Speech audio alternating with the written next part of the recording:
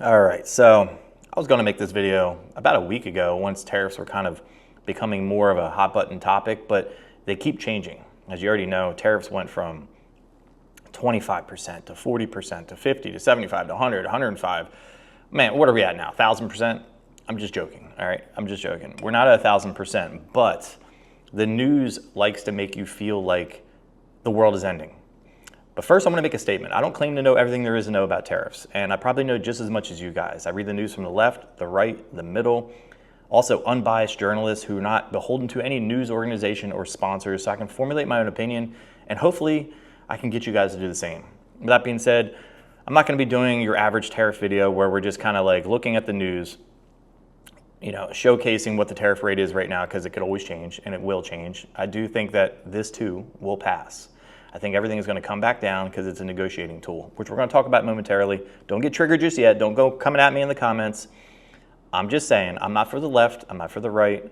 I'm for the United States of America and being as successful as we possibly can be. With that being said, about 10 months ago, I put a video out on tariffs, and it did okay. It did about 5,000 views, got some engagement. But now looking back on it, and looking back on articles, I can't seem to find a ton of articles about the tariffs 10 months ago during the last administration. They went from 7.5% to 25% and was kind of like swept under the rug, not really talked about because nobody was really up in arms about it. The news wasn't putting it and cramming it down your throat. I'm not saying that what's going on right now is not bad. I'm saying that this is a negotiating tool and people are just jumping out of their skin because the news tells them how to feel. With that being said, I have articles here popped up from my last video 10 months ago. Let's take a trip down memory lane real quick and hear what I had to say 10 months ago. All right, so today we're going to be talking about tariffs, and more specifically based around electric bikes, electric scooters, one wheels, anything e-mobility related coming from China. Now, I know this tariff situation will be affecting EVs coming from China, such as cars, and that's basically what this tariff was more geared towards. It just so happens that bikes and all the smaller e-mobility devices have been lumped into it. With that being said, the tariff rate actually is going to be going from 7.5% to 25% in 2024 and even higher as we get further into it. Some of these brands aren't notifying people that they're changing the price, but some brands have. They put out newsletters saying, hey, the tariffs have come up and we're going to be passing that cost on to you, which I'll go over one of the newsletters here later in the video. First article we have here, and I'm going to be linking all these articles in the description below for you to be able to check out on your own time. But the first article is from Fast Company. E-bike prices are about to get a lot more expensive, and they are not wrong. So yeah, 10 months later, electric bikes are about to get more expensive, and the timing couldn't be worse. The Biden administration's tariffs aimed at Chinese-made goods, including e-bikes and batteries. All right, that went from 7.5% to 25% then, got swept under the rug. A lot of companies absorbed those costs, like Lectric, I believe Rad Power, Aventon.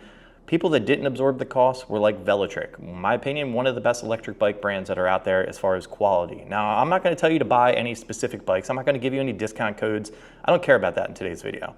There's going to be plenty of other, YouTube channels within this space that are going to be shilling out their codes. Don't care. With that being said, back then, the Discover 2 went up in price, I believe about $200. And they also recently made a statement saying that their bikes were going to go up in price.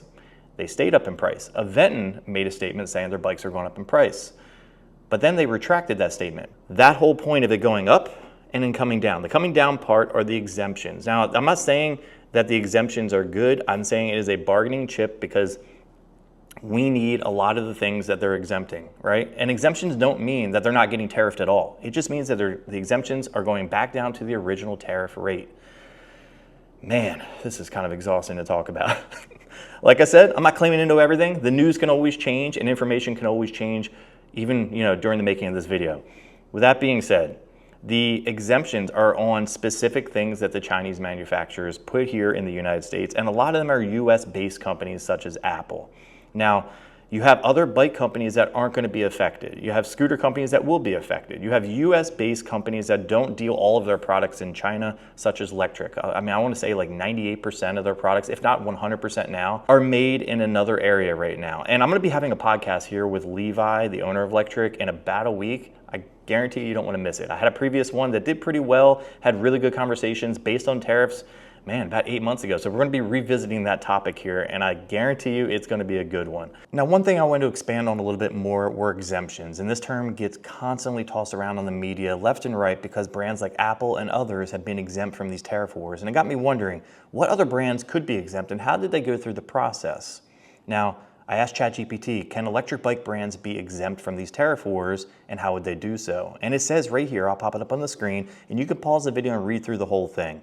But it basically says that they were exempt before, but it expired in June of 2024. And it goes through with telling you how to go through the exemption process, which I'm gonna have to talk to Levi from Lectric about this because I find it really, really interesting. And I think this could be the next step.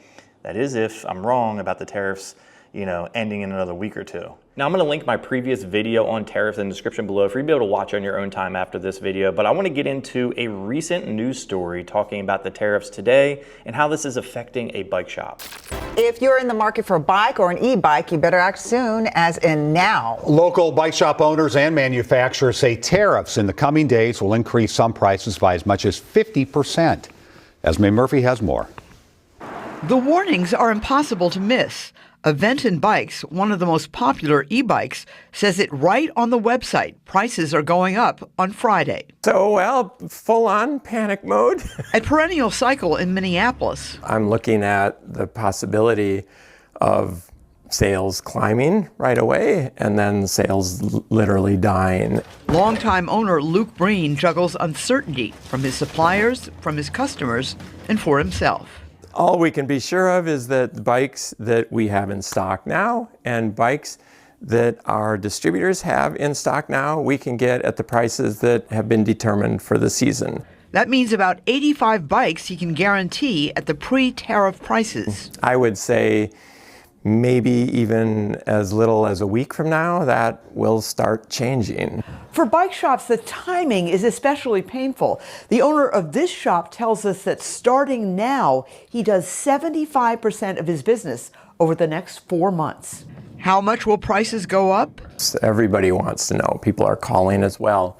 Perennial sells a lot of bikes that are viewed as car replacements. This one is $5,800. In just a few days, the price could increase another $2,000.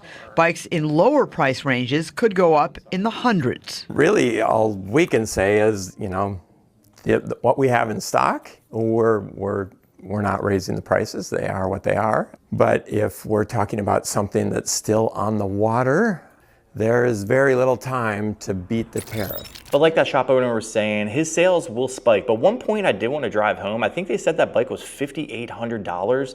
I paused it here up on the screen. I found it on their website, and it's $5,500 on their website. The specs aren't that great. I don't know who's spending $5,500 on a bike like this, but that is absolutely insane. Not to mention, so he marks it up. So if it's $5,500, he's making $300 on that bike sale. Not to mention, he probably gets it for, 60% of that shipped to him, especially if he's got some type of deal with the company.